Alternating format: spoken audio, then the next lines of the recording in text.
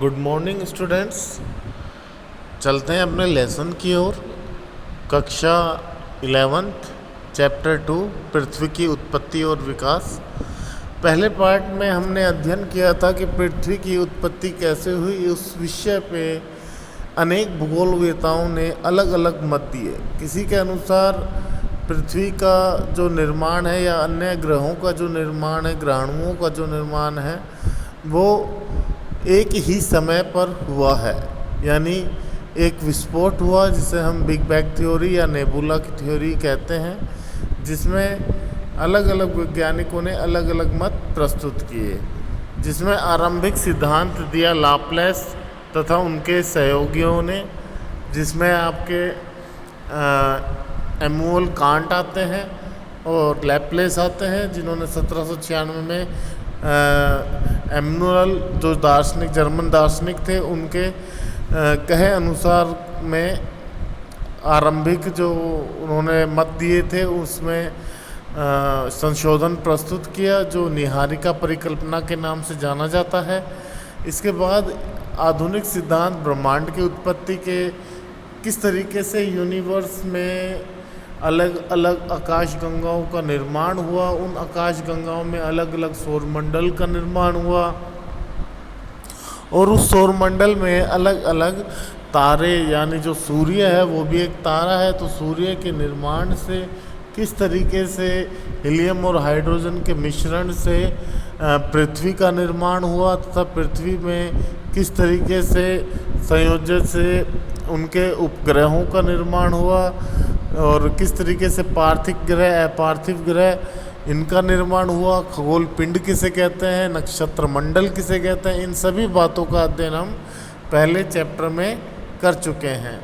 जैसा कि ग्रहों का निर्माण हम पढ़ चुके हैं और तारों का निर्माण भी हम पढ़ चुके हैं, सौरमंडल का निर्माण भी हम पढ़ चुके हैं, स्थल मंडल का निर्माण कैसे हुआ, इन सब विषय, पृथ्वी का उद्भव, इन सब विषय के बारे में हम पहले की वीडियोस में अध्ययन कर चुके हैं।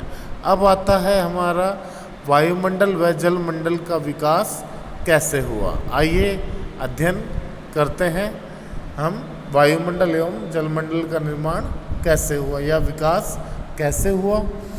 इससे पहले हमने स्थलमंडल के बारे में अध्ययन किया कि आरंभ में स्थलमंडल का निर्माण कैसे हो, कैसे जो ठोस पदार्थ थे वो ग्रेविटी के कारण केंद्र में चले गए और जो वाष्प तरलीय पदार्थ था वो मध्य में रह गए और जो भारी पदार्थ थे वो स्थलमंडल के रूप में वहीं पर ठंडा हो गए और अंदर ये गर्म होने की प्रक्रिया अब भी निरंतर रूप से चल रही है। जो ऊपरी ठोस पदार्थ था धरातल कहलाया और वायुमंडल व जलमंडल का विकास कैसे हुआ इसके बारे में हम अध्ययन करेंगे। पृथ्वी के वायुमंडल की वर्तमान संरचना में नाइट्रोजन एवं ऑक्सीजन का प्रमुख योगदान है। नाइट्रोजन, जैसा कि आप सभी जानते हैं, नाइट्रोजन 78% है जबकि ऑक्सीजन 21% है। वायुमंडल की संरचना व संगठन 8वें अध्याय में बताई गई है, यानी वायुमंडल की संरचना कैसी है, इसका संगठन कैसे हुआ। संरचना का अर्थ है कि वायुमंडल के किन किन धरातल, यानी धरातल से कितनी ऊंचाई पर वायुमंडल किस अवस्था में पाया जाता है, उसकी संरचना कैसी है। संगठन यानी वायुमंडल किन तत्वों से यानी किन गैसों से मिलकर बना है। इन सभी बातों के विषय में इस बुक के 8वें चैप्टर में बताया गया है। वर्तमान वायुमंडल के विकास की 3 अवस्थाएं हैं। इसकी पहली अवस्था में आदिकालिक वायुमंडलीय गैसों का ह्रास है। दूसरी अवस्था में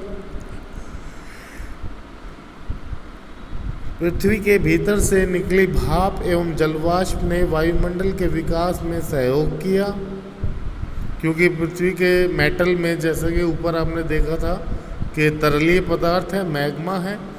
अंत में वायुमंडल की संरचना को जैवमंडल के प्रकाश संश्लेषण प्रक्रिया ने संशोधित किया, यानी जो कार्बन डाइऑक्साइड है वो पेड़ पौधे ग्रहण कर लेते हैं, नहीं हाँ, और ऑक्सीजन जीवन मंडल जो जीवित जीव होते हैं वो ऑक्सीजन ग्रहण कर लेते हैं तथा कार्बन डाइऑक्साइड छोड़ते हैं।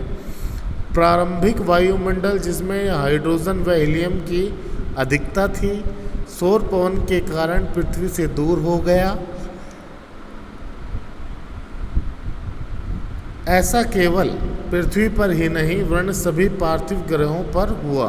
पार्थिव ग्रह जैसा कि हमने बताया था कि सूर्य ने जहाँ के ग्रहों की तापीय ऊर्जा यानी के कारण ग्रेविटी के कारण वहाँ के जो तरलीय पदार्थ था उनको खींच लिया। अर्थात सभी पार्थिव ग्रह जैसे बुध, शुक्र, पृथ्वी, मंगल जो शुरू के 4 ग्रह हैं सौर पवन के प्रभाव के कारण आदिकालिक वायुमंडल या तो दूर धकेल दिया गया या समाप्त हो गया। यह वायुमंडल के विकास की पहली अवस्था थी। पृथ्वी के ठंडा होने और विभेदन के दौरान, विभेदन का अर्थ है कि अलग होना, जब चंद्रमा पृथ्वी से अलग हुआ था। चंद्रमा पृथ्वी का प्राकृतिक उपग्रह है। पृथ्वी के अंदरूनी भाग से बहुत सी गैसें व जलवाष्प बाहर निकले। इसी से आज के वायुमंडल का उद्भव हुआ।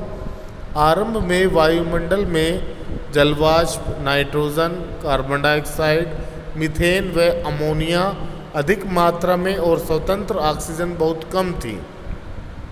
वह प्रक्रिया जिससे पृथ्वी के भीतर भाग से गैस धरती पर आई इसे गैस उत्सर्जन कहा जाता है।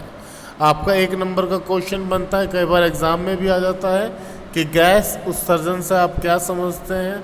तो आपका आंसर क्या होगा, पृथ्वी के भीतरी भाग से गैस धरती पर आ जाती हैं, इसे गैस उत्सर्जन कहा जाता है। लगातार ज्वालामुखी विस्फोट से वायुमंडल में जलवाष्प व गैस बढ़ने लगी। पृथ्वी के ठंडा होने के साथ साथ जलवाष्प का संघनन शुरू हो गया। संघनन का मतलब होता है फैलना।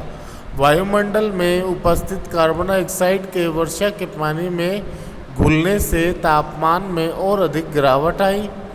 यानी ऑक्सीजन के वर्षा के पानी में घुलने से तापमान में और अधिक गिरावट आई। फलस्वरूप अधिक संघनन व अत्यधिक वर्षा हुई। पृथ्वी के धरातल पर वर्षा का जल गर्तों में इकट्ठा होने लगा जिससे महासागर बने। पृथ्वी पर उपस्थित महासागर पृथ्वी की उत्पत्ति से लगभग 50 करोड़ सालों के अंतर्गत बने। इसे हमें पता चलता है कि महासागर 400 करोड़ साल पुराने हैं। लगभग 380 करोड़ साल पहले जीवन का विकास आरंभ हुआ।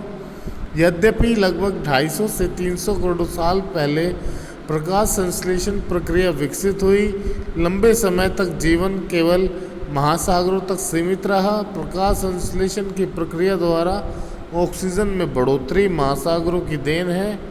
धीरे धीरे महासागर ऑक्सीजन से संतृप्त हो गए और वायुमंडल में ऑक्सीजन की मात्रा 200 करोड़ वर्ष पूर्व पूर्ण रूप से भर गई।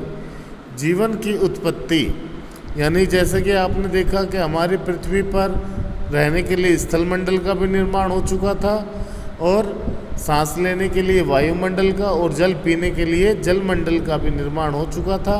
इन तीनों के निर्माण से हमारा बना जैवमंडल। जैवमंडल यानी जहाँ पर जीवन संभव है। अब आते हैं हम जीवन की उत्पत्ति के। पृथ्वी की उत्पत्ति का अंतिम चरण जीवन की उत्पत्ति व विकास से संबंधित है। निसंदेह पृथ्वी का आरंभिक वायुमंडल जीवन के विकास के लिए अनुकूल नहीं था। आधुनिक वैज्ञानिक जीवन की उत्पत्ति को एक तरह की रासायनिक प्रतिक्रिया बताते हैं। रासायनिक प्रतिक्रिया वह प्रतिक्रिया होता है जिसमें एक तत्व दूसरे तत्व के साथ अन्य तत्वों का निर्माण करता है, जिससे पहले जटिल कार्बनिक अणु बने और उनका समूहन हुआ। यह समूहन ऐसा था जो आपके जीवन या आपको दोहराता था, पुनः बनने में सक्षम था और निर्जीव पदार्थ को जीवित तत्व में परिवर्तित कर सका।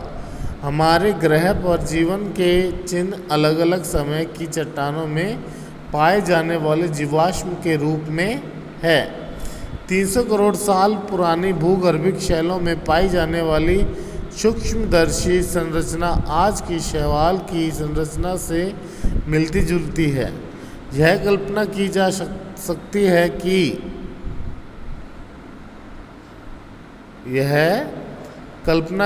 सकती है कि जो इससे पहले समय में साधारण संरचना वाली शैवाल रही होगी। यह माना जाता है कि जीवन का विकास लगभग 380 करोड़ वर्ष पहले आरंभ हुआ। एक कोशीय जीवाणु से आज के मानव तक जीवन के विकास का सार भूवैज्ञानिक काल मापक्रम से प्राप्त किया जा सकता है, जो भूवैज्ञानिक काल मापक्रम पृष्ठ 18 में दर्शाया गया है। आपके क्वेश्चन आंसर प्रारंभ हो गए हैं। ये लेसन हमारा कंप्लीट हो गया है। इन क्वेश्चन आंसर में जो आपको समझना है वो आप कमेंट्स बॉक्स में जाके कमेंट्स करके मुझसे पूछ सकते हैं या पर्सनल कांटेक्ट कर सकते हैं, जिसमें मैं आपको इन क्वेश्चंस के बारे में बता सकता हूँ, या आप विद्यालय में पर्सनली आकर पूछ सकते हैं। आज के लिए इतना ही। Thank you, have a nice day. कल हम नेक्स्ट चैप्टर यानी सैटरडे तक मैं आपकी 1 और 2 चैप्टर चेक करूँगा। तो जितने भी स्टूडेंट्स हैं सभी अपनी नोटबुक सेंड करें पिक खींचकर। और मंडे को हम लेंगे लेसन 3, जिसमें हम अध्ययन करेंगे पृथ्वी के आगे क्या चल रहा है उसके विषय में, यानी पृथ्वी के आंतरिक संरचना, जो स्थलमंडल है, भूपर्पटी, मेटल और क्रोड, उसके विषय में अध्ययन करेंगे। प्लेट विवर्तनिकी के बारे में अध्ययन करेंगे। तो आज के लिए इतना ही। Thank you, have a nice day.